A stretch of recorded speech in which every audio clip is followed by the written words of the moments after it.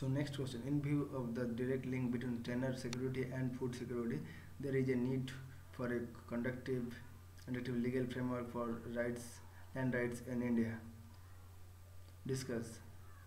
So direct link between tenure security and food security, and there is a need for a conducive legal framework for land rights in India. Discuss. Briefly define the tenure security and food security. Explain the linkage between tenure security and food security. Discuss the need of reforming the existing land tenure system along with the suggestive way forward. Answer. Tenure security pertains to the ability to benefit from Tenure security pertains to the ability to benefit from land use and transfer rights. Food security exists when all people, all the time, at all times, have physical and economic access to sufficient, safe, and nutrient foods that meets their dietary needs and food preferences for an active and healthy life. Both the securities are interlinked, that is, following dimensions. Weak land rights, that is poor tenure security, ultimately results in reduced land productivity and land degradation. Because of poor land management, it also contributes to informal and concealed tenancy.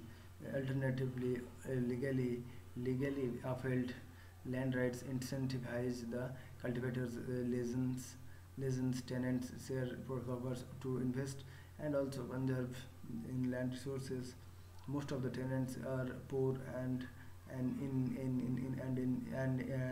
increase in food price tend to disproportionately affect poor families because they often spend a large share of their income on food.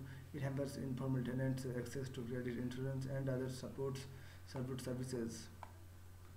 Current strict laws on tenancy have restricted the landowners and leasing out their land, and many prefer to keep it uncultivated. Also, the land lease market have been driven underground, where rather than written enforceable contracts, leasing happens on oral promises, which can be revoked at the choice of owner. Thus, the land tenancy laws need quick overhaul. All these factors compound and non-realization of India's agricultural potential. Therefore, it becomes necessary to introduce transparent land leasing laws that will allow the potential tenant and sharecropper to engage in written contracts with the landowner. In this context, model land leasing law drafting by T.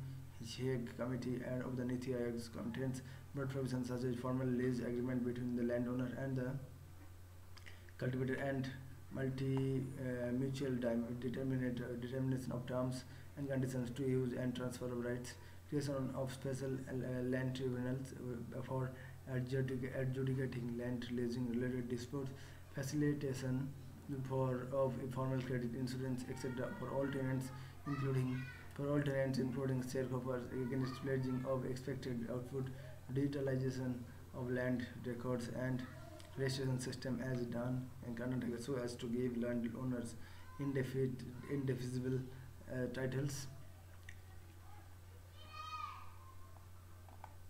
Overall adoption of such conducive legal framework by different states will incentivize the tenants to make investment in land improvement, thus improving agriculture efficiency and eventually food security is important. So digitization and land records and registration system as done in Karnataka so as to give landlords indefeasible titles, facilitation of formal credit, insurance, etc. for all tenants, creation of special tribunals and adjudicating land leasing related disputes, formal lease agreement between the landowners and for cultivators, and mutual determination of tenants, terms of condition to use for your transfer of rights. All these factors are compound to the non-realization of India's agricultural potential. Therefore, it becomes necessary to introduce transparent land leasing laws that will allow the potential tenant or sharecropper to engage in written contracts with the landowner. In this context, model land leasing laws drafted by T. Hague Committee on the Niti Aayog contains broad provisions such as here you can see. So thank you, friends. I think we discuss.